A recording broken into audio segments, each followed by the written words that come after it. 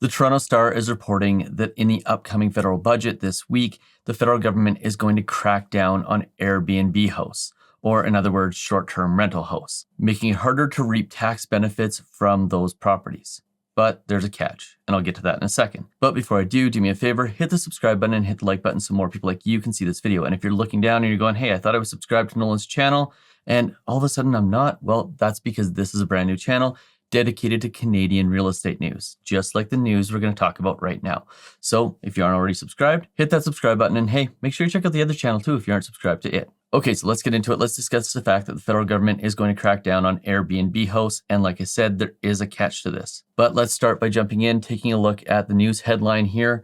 Trudeau government to crack down on people who profit from short-term rentals like Airbnbs. This is according to a source in the Liberal government. Of course, these types of things are typically leaked in hopes of getting some pre-press out there for the upcoming budget. And let's call a spade on this.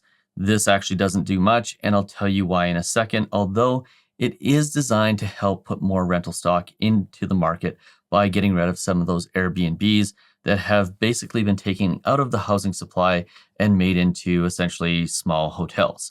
And this is really interesting because one, this benefits hotels greatly, which means we could see higher hotel prices, but it also makes it really interesting from the perspective of people who in the last couple of years did something that they believe is totally okay, purchase a property in order to make it into an Airbnb, and now they're being told, no longer can you do that. Oh, and by the way, if you already own one and the local governments change the rules, well, then you can no longer operate it that way and you can't get some of the tax benefits. So here's the details.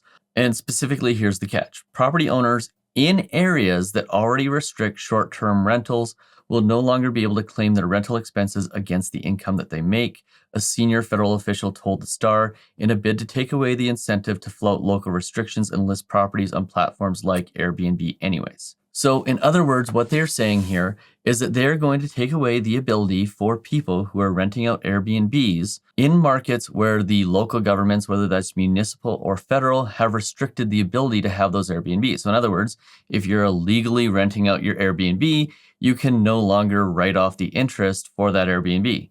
Now, this is where this gets ridiculous, because if you are somebody who is renting out a property illegally against the rules of the municipality or the province that you live in, it is also highly unlikely that you are reporting to the federal government that you are doing the same. So in other words, if you're renting out an Airbnb illegally, you're probably not paying taxes on it either.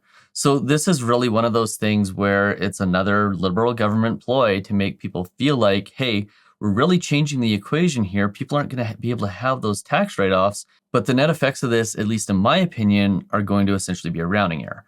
Now, there is some benefit to this, obviously. Taking away tax advantages for Airbnbs, the illegal ones, in theory at least, will encourage the owners of those properties to put them into long-term rental stock, meaning there would be more rental supply and subsequently and hopefully lower rents. But the real question here is how much is short-term rentals taking away from long-term rental supply? And the answer to that is we really don't know. However, what we will find out in 2024 when BC basically makes short-term rentals illegal for the most part is exactly how much of an effect it's going to have. And it could be that there is a significant amount of short-term rentals that will come to market as rental properties or as brand new listings to be sold on the open market. And that could have an effect on the Canadian real estate supply and Canadian real estate prices. But we won't know until that goes into effect. But what we do know for sure is that if you own a short-term rental in BC and it is no longer allowed in the municipality that you live in, you for sure will not be able to write off the interest and all the other expenses associated with that property, which could change the equation with respect to how profitable that is. Now, my guess is that if people are going to rent these out illegally anyways, they're going to find ways to dodge reporting the income and all of that stuff that people who are shady do because they're shady. And I'm not recommending you do that in any way, shape, or form. But what you do need to know is if you are in the business of short-term rentals, you are under attack right now from the provincial governments, the municipal governments, the federal governments, and in a roundabout way, obviously from the hotel industry, which, by the way, has a pretty significant lobby footprint in both the federal and the provincial governments. So is this news? Probably not. At least I don't think so. But it definitely changes the landscape of short-term rentals going forward.